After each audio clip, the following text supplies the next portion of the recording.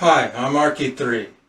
In this video I'd like to show you what Paquime looks like from the air.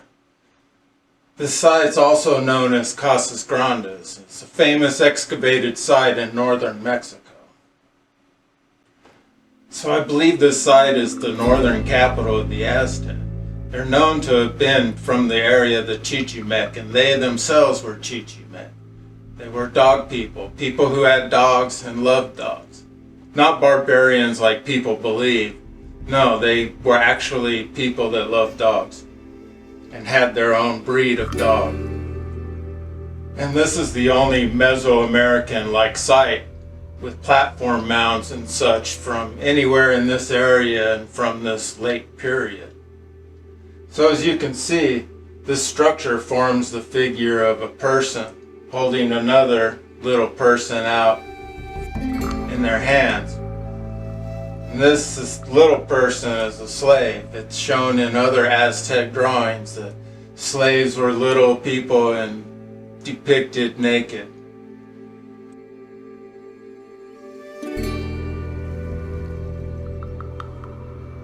So here's a series of satellite photos from 2003 until the present. You can see different images based on the different times of year, the seasons, and the different shading, and whether there's a lot of vegetation. If you look at this image and start outlining the different elements, you can see someone defecating in a pot. It's a common theme in prehistoric art.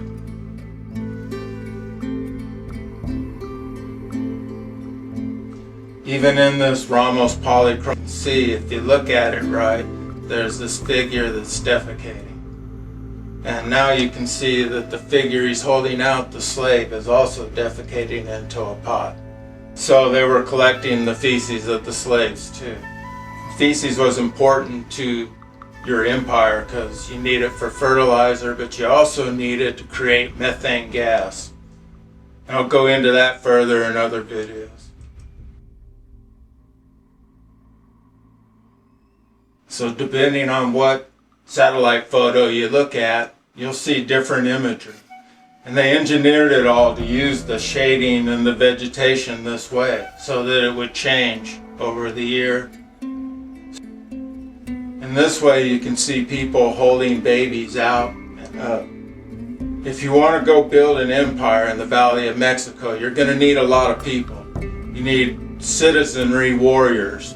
You can't send slaves to fight. You have to have actual people from the citizenry to fight your wars.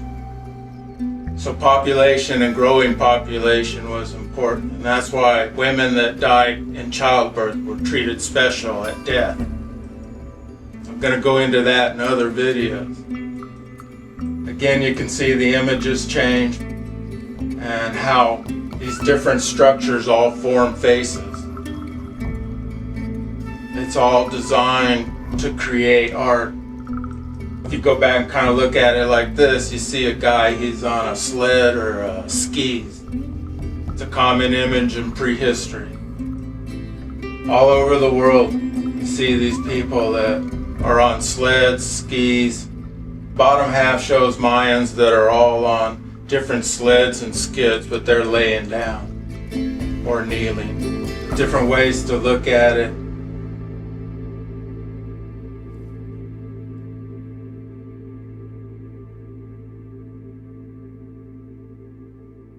So if we zoom in over here where there's a couple figures, a face of a man and a dog. It's created out of this reservoir, some different walls and some platforms.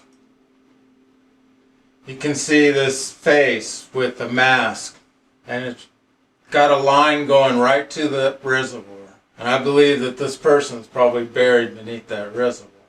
And that all these platforms, all these reservoirs, all these pueblos, things we call pueblos, probably have people buried beneath them. We have to go look for them. So in this photo you can see that over here on the right, it's all grown over and covered up. But it's just like this area over here that's been excavated. It's just been filled in. So after this structure had been filled in, it was going to form different figures just like it does over here. It's all being engineered so that when you cover it up, vegetation's going to grow where you want it to grow. These structures, they're living. They're constantly being built over and built again. And in this case, I think they were just filling them over because there's probably burials. Zoom in close, even all those little rooms might be glyphs.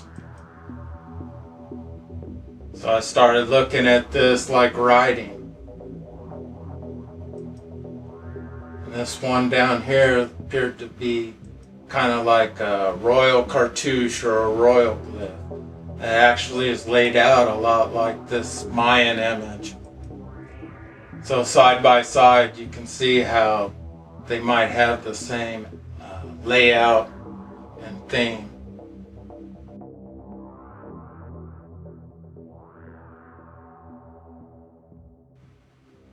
There's even room with a cross. Could be someone buried beneath that cross. So when you zoom out this way, it really kind of makes an amazing face in this light area, facing that direction.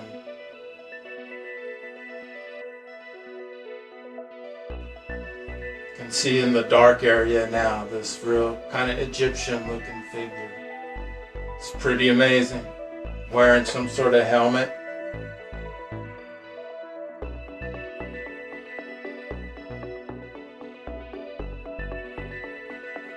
If you go back through my videos, I have one called 3 Discoveries in a Day, when I was just flipping through some photographs I had on my computer, my own personal photographs, and I found the images of El Paso polychrome pottery and looked closer and realized that there were all these different figures on here that we were missing. So just like with rock art, this imagery has been missed because we're making assumptions about everything and we're not looking closely. So here are 3 Oyas from this culture at Casas Grandes or Paquime. 2 Ramos polychrome vessels, I think, and then an El Paso polychrome. People kind of consider this pottery to be really poorly made, sloppy, but it's actually full of all kinds of imagery. Everybody just sees these geometric shapes.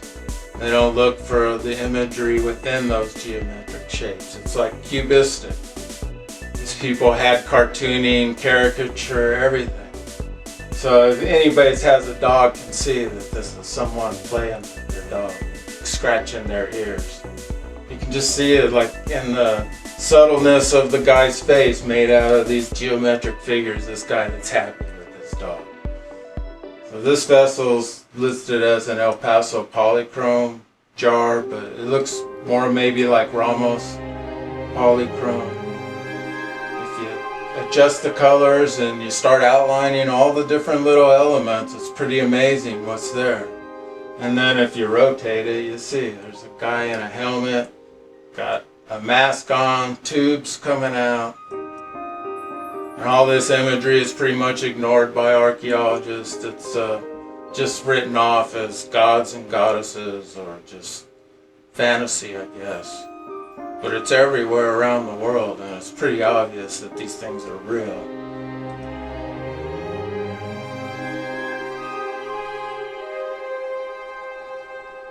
So that's Paquime from the air.